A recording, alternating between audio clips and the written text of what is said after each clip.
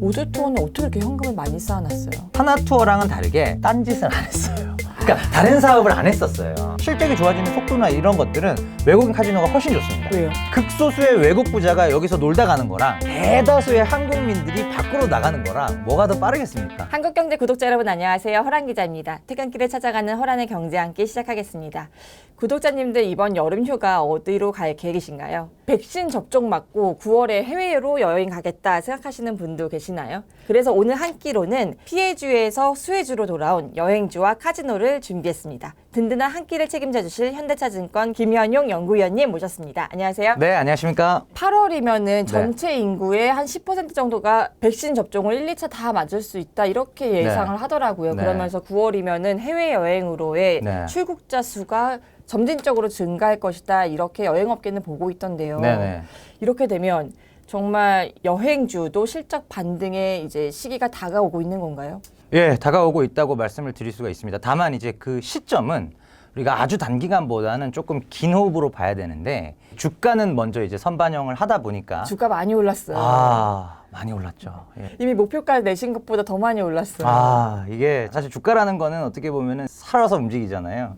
지금 하나투어 주가가 사실은 2016년도보다도 높아요. 진짜요? 예. 한알령 있기 전 중국 네. 사람들이 1년에 800만 명 방문했던 그때보다도 주가가 더 높다.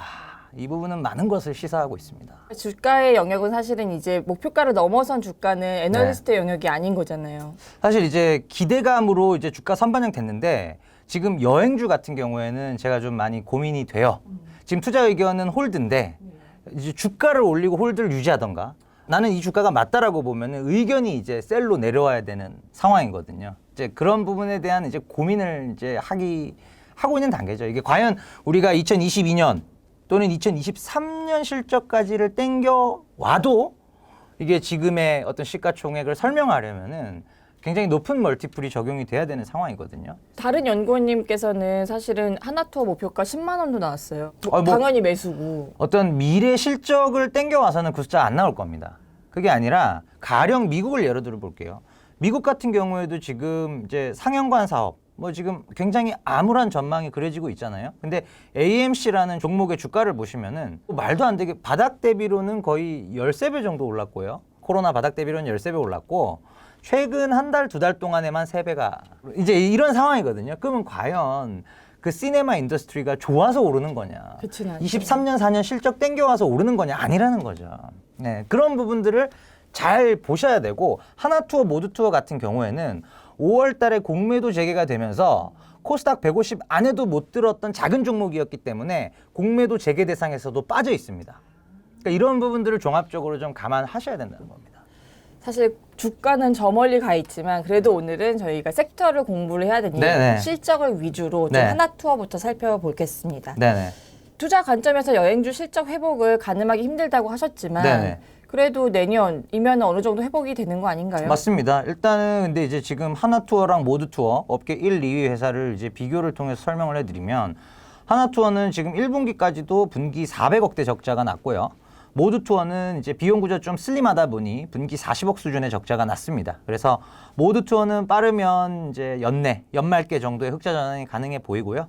하나투어도 뭐 내년 초반 정도면은 지금의 어떤 추세대로 쭉 백신을 맞고 사람들이 기꺼이 나가는 어떤 기조를 취한다면 가능한 구조가 되고요. 그러면 내년도, 22년도는 이제 연간으로 100억 이상의 흑자까지도 우리가 기대를 할 수 있는 상황입니다. 이게 코로나 전 상황과 비교하면 네. 이익이 많이 회복된 수준인가요? 아닙니다.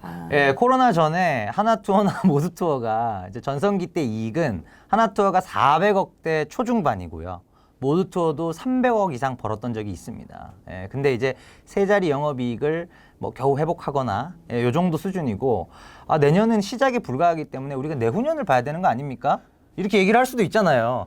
내년부터 이제 회복이니까 내후년 실적을 우리가 땡겨와서 하겠다. 근데 이제 그렇다고 하더라도 이제 중국 쪽 수요들이 한알령으로 인해서 관계가 소원해졌었던 상황이었었고 또 한일 관계도 경색되어 있었던 부분을 기억을 하실 겁니다. 그렇죠. 예, 그런 부분을 종합적으로 우리가 감안을 해 본다면 과연 이제 과거 이제 역사적 고점의 실적 하나투어로 기준을 들어본다면 400억 실적을 우리가 회복할 수 있을까? 여기에 대한 의구심이 첫 번째. 그리고 400억을 회복했다고 치더라도 영업이익 대비 30배, 순이익 대비 지금 40배가 넘는 멀티플을 패키지 여행업체가 받고 있는데 이런 부분들을 종합적으로 좋은 얘기만 들으셨을 거니까 제 얘기도 한번 들어보시고 판단은 이제 투자자분들이 하셔야 되는 부분인 거죠. 사실 하나투어를 좋게 보는 논리 중에 하나가 네. 여행수가 회복할 때 살아남은 여행사 중에서 이제 대형사가 중소형사의 시장을 가져오면서 네. 하나투어 1위인 하나투어가 가장 수혜를 볼 수 있다. 요 논리거든요. 네네. 실제 시장 점유율상 어떻게 하나투어가 얼마나 가져올 수 있는 건가요? 일단은 그 가정이 성립을 하려면은 패키지 여행업이 코로나 이후에도 여전히 견조하다. 전제가 돼야 돼요. 주로 주 고객층이 40대 후반에서 5, 60대 분들입니다. 그분들이 나가는 거는 20, 30대 분들이 나가는 것보다는 타임라인상 더 뒤에 있겠죠. 상대적으로.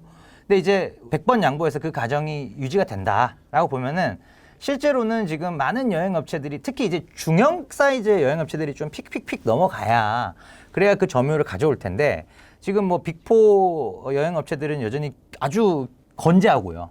현금들을 많이 쌓아놓고 있어요. 그래서 건재하고 빅포라 하면 어딘가요? 뭐 이제 하나투어, 모두투어, 뭐 노랑풍선, 뭐 참 좋은 여행 뭐 이런 이제 기업들이 되겠죠. 그들의 현금 보유 규모는 분기 적자를 한 10개 분기 이상 감내할 수 있는 정도의 그러니까 부채가 너무 많아서 이자 비용이 숨만 쉬어도 나가는 상황이 아니면 사실은 이제 재무 구조 자체는 괜찮죠. 오히려 업계 1위인 하나투어가 상대적으로는 비용 구조가 좀 무겁기 때문에 분기 400억 정도 적자가 나는 거고요. 실제로 2016년부터 19년 정상 업황하에서의 점유율 추이를 보면은 하나투어는 22%에서 18%까지 야금야금 빠지고 있었던 상황입니다. 예. 그리고 4대 회사를 빼고 나서 나머지 중소형사의 네. 사실 시장 점유율이라는 건 굉장히 미미하겠네요. 상당히 하나하나의 개별 업체들은 굉장히 미미하죠. 2위인 모두투어가 12% 정도를 점유하고 있기 때문에 그 밑으로 이제 10위권 안에 있는 3%에서 5% 사업자가 하나 틱 쓰러진다. 그럼 이제 그 점유율이 나머지 상위 사업자들한테 예를 들면 뭐 하나투어가 2%, 나머지 회사들 1%씩 이렇게 가져가는 그림이 되겠죠. 아주 큰 포션은 아닐 수 있다. 그렇죠. 그리고 또 패키지 여행업 자체가 맞아요. 이제는 이게 사실은 이게 여러분들이 간과하시면 안 되는 맞아요. 게 코로나 이후에 과연 단체 네. 여행을 갈 것이냐. 네. 안 갈 것 제가 같거든요. 지금 이제 40대 초반이거든요. 근데 패키지 여행사를 끼고 간 적이 한 번도 없어요. 그 세대가 아닌 거죠. 그 세대가 아닌 거죠. 그러면은 이제 패키지 여행사 10년 후 미래를 그려봅시다. 그러면은 10년 뒤에 제가 50대 초반이 됐을 때 여전히 패키지 이용사를 이용 안 하고 있을 거란 말이죠. 근데 그럼 지금의 주 고객층인 5, 60대 분들이 10년 뒤 60, 70대가 됐을 때 그것도 70대 되면 또 다니기가 힘들잖아요. 물론 자식들하고 이렇게 동반해서 이렇게 가는 수요는 있겠지만 사실은 파괴적 혁신에 가까운 이거 아니면 안 된다는 식의 어떤 그런 틀을 깨는 혁신이 나와야 되는데 그런 부분들은 아쉽지만 지금 안 나오고 있다는 거죠. 하나투어도 모두투어도. 그러면 사업 구조를 봤을 때요. 네. 남아있는 건 사실은 항공권을 하나투어 홈페이지를 통해서 예약하면서 그렇죠. 거기서 수수료 받는 요 정도일 것 같아요. 맞습니다. 네. 그게 지금 실제로도 그게 주 수익원이었나요? 실제로 이제 정상 업황 하에서 그런 이제 티켓 패키지 이렇게 두 개 사업 부문으로 나눠지거든요. 근데 티켓 매출은 사실 이제 전체 볼륨에서 한 뭐 20%? 이 정도밖에 안 됩니다. 그럼 패키지가 주 사업이었던 거네요. 예. 그러니까 티켓은 항공권만 파는 거고 패키지는 항공권과 호텔과 부대 어떤 그런 익스피리언스 경험 같은 것도 같이 리크리에이션 팔면서. 이런 거 다 레저를 총괄해서 파는 거기 때문에 그 평균 판매 단가 ASP라고 하죠. ASP가 차이가 많이 나죠.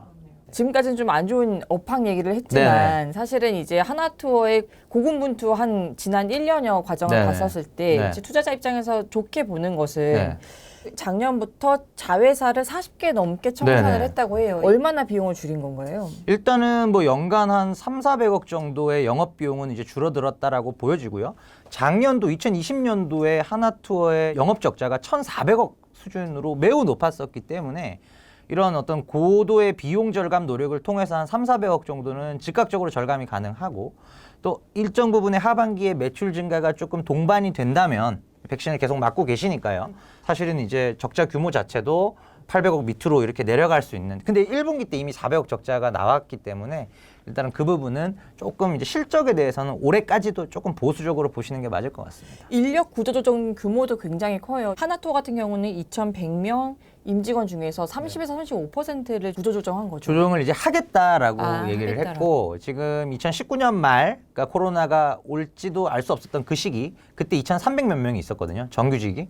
근데 지금 1분기 말 5개 분기가 지난 1분기 말 기준으로 2,100명 정도 있는 겁니다. 그러니까 자연 감소분은 200몇 명 정도, 10% 정도밖에 안 됐었고 여기서 이제 어떤 인위적인 구조조정의 필요성이 제기된 상황. 근데 이제 아무래도 또 노조의 어떤 그런 이슈도 있고 하니까 이렇게 했을 때 국내 1위 여행사인 하나투어는 네. 앞으로 어떤 기업으로 탈바꿈하게 되는 건가요? 일단 하나투어가 지금의 어떤 밸류에이션이나 여러 투자자분들의 열기를 잘 이어받아서 바통을 이어받아서 끌고 가려면은 지금 패키지 투어업의 형태가 아니라 이제 OTA 온라인 트래블 에이전시라고 하는 그 잘 아시는 이제 부킹닷컴, 에어비앤비 같은 스타일로 많이 바뀌어야 돼요.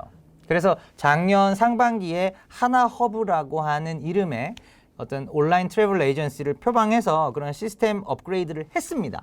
하고 이제 한 1년 정도가 지나 있는데 아직까지 어떤 매출단에서의 유의미한 변화나 이런 부분들이 뭐 여행 수요 자체가 지금 아예 없으니까요. 사실 뭐 저만 하더라도 특정 플랫폼 뭐 이제 예를 들면 부킹닷컴 이런 것들을 쓰잖아요. 여러 가지 호텔스닷컴이나 이런 것들을 쓰지. 아 맞아 뭐 제주도나 한번 가볼까 하나허브. 하나허브. 저 이번에 사실 네. 공부하면서 처음 알았어요. 하나허브. 400억을 들여서 네. 이 플랫폼을 만들었다고 하는데 네. 매출이 안 나면 어떡해요. 근데 이제 400억이 다 투입이 됐을지 그러니까 프리오픈만 이제 작년 4월에 이렇게 뉴스플로우를 띄우고 어차피 코로나 중이었으니 이제 완전히 끝나고 나서 이제 그랜드 오픈을 어떻게 할 수도 있죠. 그 400억이 다 투입이 됐다고 보기는 어렵지만 일단은 기본적으로 여러 가지 어떤 시도들을 하나투어가 분명히 해주고 있는데 현재까지는 가시적인 결과물은 없는 게 다소 아쉽다. 예, 그렇게 말씀을 드릴 수가 있죠. 이제 여행사 2등으로 가보면 모두투어인데 모두투어는 사실은 하나투어만큼 구조조정을 네. 하지 않았어요. 네. 이유가 있나요? 동기간으로 보면 그때도 1,000명, 지금도 1,000명, 인력을 거의 다 유지를 하고 있고요. 그러니까 하나투어 대비 1,000명 차이 나잖아요. 그러니까 지금 어차피 두 회사 다 매출은 없어요. 근데 1,000명에 대한 인건비 약 한 4,500억을 하나투어가 더 부담하고 있고 모두투어는 그 비용이 안 들어가는 거죠. 그러다 보니까 이제 연간 적자 규모 자체가 200억도 안 되는 그러니까 상당히 좀 슬림한 비용 구조 하에서 현금이 뭐 한 7, 800억 정도 있거든요. 그러니까 어떤 버티기 모드에 굉장히 지금 잘 쭉 끌고 가고 있는 상황이죠. 예. 그래서 안정적인 선택지다 이런 말이 나오는 건가요? 그렇죠. 재무 구조도 좋고 하나투어가 현금 900억 정도 있거든요. 1분기 말 기준으로. 근데 매분기 400억의 적자가 안 줄어든다. 줄어들 기미가 안 보인다. 그러면 당장 반년 뒤, 2개 분기 뒤에는 현금 100억밖에 안 남습니다. 예. 그래서 그런 관점에서 모두투어는 분기에 까먹어봤자 40억, 50억이니 이 700억, 800억의 곡간이 떨어져 나가는 데는 굉장히 오랜 시간이 걸리고 그 안에는 좋아지겠지. 예, 조금 더 안정적인 옵션으로 모두투어를 선택하시는 거죠. 모두투어는 어떻게 이렇게 현금을 많이 쌓아놨어요? 일단은 이제 하나투어랑은 다르게 딴짓을 안 했어요. 그러니까 다른 사업을 안 했었어요. 하나투어는 면세점도 사업을 했다가 하고. 이제 결국은 또 이제 뭐 사업권 반납하고 근데 그 기간 동안의 손실이라는 게 있잖아요. 그런 누적 적자 또는 거기서 뽑았던 인력들을 다시 레이오프 하는 데 들어가는 그런 비용 이런 부분들이 계속 누적이 되어 왔었던 상황이고요. 모두투어는 정말 패키지 여행업 외에는 아무것도 한 적이 없어요. 정말 대표님이 무슨 신조가 있으신가요? 외길 인생. 외길 인생이에요? 그렇죠. 그러니까 전문가로서 한 우물만 파겠다. 다음으로 이제 컨택트 레저의 대표 기업으로 카지노주를 좀 들여다보겠습니다. 연구위원님께서는 사실 파라다이스를 이 코로나 피해주에서 여행 매장 수혜주로. 부문에서 이제 수혜주로 바뀌는 최선호주로 꼽으셨어요. 네. 이유가 뭔가요? 일단은 외국인 카지노 종목이 주가가 안 올랐습니다. 그러니까 상대적으로 제가 보는 어떤 그 펀더멘털 가치까지의 상승 여력이 추가적으로 남아 있고요. 출국도 늘지만 입국도 분명히 같이 늘어납니다. 그럼 출국 늘어서 여행주를 좋아하시듯이 입국이 늘면 외국인 카지노도 당연히 실적이 좋아지고 오히려 실적이 좋아지는 속도나 이런 것들은 외국인 카지노가 훨씬 좋습니다. 왜요? 극소수의 외국 부자가 여기서 놀다 가는 거랑 대다수의 한국민들이 밖으로 나가는 거랑 뭐가 더 빠르겠습니까? 그렇네. 극소수의 부자들 와서 돈을 팍팍 쓰고 여기서 가는. 와서 놀다 그리고 실제로도 패키지 여행업은 그 송출객 수라고 하죠. 영업 지표가 전년 동월 동분기 대비 마이너스 98, 99 정말 전무한데 그렇네요. 외국인 카지노는 마이너스 75. 25%는 오고 있어요? 네. 아, 국내에 있는 외국인들이 있으니까. 네, 교포 시장이 있거든요. 그렇네요. 교포 시장이 있죠. 그리고 지금 중국인 입국자 수는 뭐 여전히 반등 기미는 없는데 입국하는 중국인 수가 전성기 대비 그래도 5% 수준은 나와요. 예. 그러니까 여행은 아예 1% 0. 몇 프로인데 중국인 입국자 수는 전성기 대비 5% 정도 나온다. 실제 그럼 파라다이스 실적은 앞으로 언제쯤 이렇게 좀 회복할 수 있는 건가요? 일단 최근 분기인 1분기에 분기 적자가 100억대까지 줄었어요. 아무래도 사기업이다 보니 공기업인 GKL과는 다르게 좀 인위적인 구조 조정, 비용 컷 이런 것들을 좀 공격적으로 해왔고 하반기면은 이제는 뭐 분기 단위의 흑자 전환도 충분히 가능하다. 조금 더 빠른 거죠, 텀이. 그럼 내년 정도면은 아마도 한 4, 500억 정도 수준의 영업이익을 가져갈 수 있을 것으로 분기당. 연간으로요. 아, 연간으로. 분기 4, 500까지는 좀 어려울 것 같고. 이게 그러면은 전성기 때와 비교하면 어느 정도 수준이에요? 전성기 때 그래도 파라다이스가 한 6, 700억 정도 벌었었죠. 거의 근접하는 한 7, 80% 수준까지는 커버가 됩니다. 그 외국인 손님의 상당수가 사실은 중국인이라고 하셨어요. 네, 맞습니다. 그런데 파라다이스 실적을 봤을 때 이미 네. 2014년을 기점으로 네. 중국인 VIP들의 비중이 감소했거든요. 네, 맞죠. 그러니까 사실 뭐 회복한다 하더라도 네. 2014년에 고점만큼 회복할 수 있겠느냐 그쵸. 의구심이 들긴 해요. 그러니까 사실은 이제 그 14, 15, 16이 되게 좋았었고요. 이때가 거의 연평균 800만 명씩 왔습니다. 그러다가 16년 하반기 때 한한령이 터지고 나서 17, 18이 되게 안 좋았어요. 400만 명대로 반토막까지는 아니지만 거의 한 40%가 빠졌거든요. 그러다가 2019년에 600만 명으로 회복은 했어요. 그래서 일단은 이게 이제 코로나 끝나게 되면은 아무래도 중국 분들 입장에서도 일단은 가까운 데 먼저 가게 돼 있습니다. 그러다 보니까 한국이나 일본 정도가 일단은 쉽게 선택할 수 있는 옵션이고 일정 부분은 저는 회복이 된다고 봅니다. 한 4, 500만 명 선까지는 충분히 회복될 수 있다라고 보고 있습니다. 파라다이스 이제 영업 이익률을 봤더니 네. 저는 파라다이스가 이제 어쨌든 이렇게 카지노고 네네. 돈 만지는 데니까 네. 엄청 영업 이익률이 높을 줄 알았는데 네. 5%밖에 안 돼요. 그렇죠. 깜짝 놀랐습니다. 네. 통신사인 줄 알았어요. 통신사도 두 자릿수를 통신사도 회복한 10%가 마당에 나오죠. 네. 깜짝 놀랐어요. 이게 사실은 외국인 카지노 같은 경우에는 이제 일단 많이 오시는 것도 중요한데 오셔서 1인당 방문객 1인당 얼마만큼 게임을 하느냐 베팅액 이 베팅액 같은 경우도 이제 첫 번째 고려 요소고 이걸 드롭액이라고 합니다. 베팅 금액에서 그 드롭액 대비 베팅 금액 대비 딜러들 회사에 소속된 딜러들이 돈을 딸 거잖아요. 이 딴 금액이 매출로 잡혀요.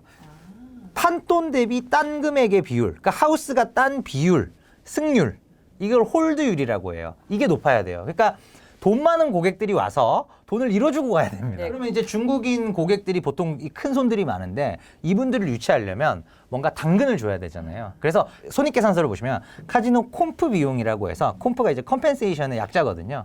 그러니까 말 그대로 상당히 금전적 혜택에 가까운 무언가를 주는 거죠. 뭐 쿠폰을 준다거나 아니면은 금액 교환권을 준다거나 이런 식으로 콤프 비용이 그러니까 마케팅 비용이 많이 들어가야 그 드롭백이 느는 거거든요. 그러니까 마케팅을 안 쓰고도 드롭백이 늘어야 돼요.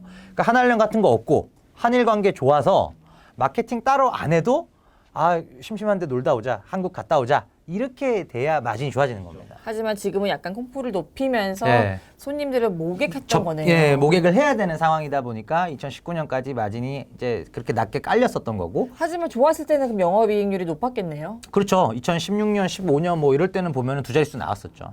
내국인 입장에서 파라다이스를 봤을 때 이 인천 송도에 파라다이스 시티가 있잖아요. 예, 그렇죠.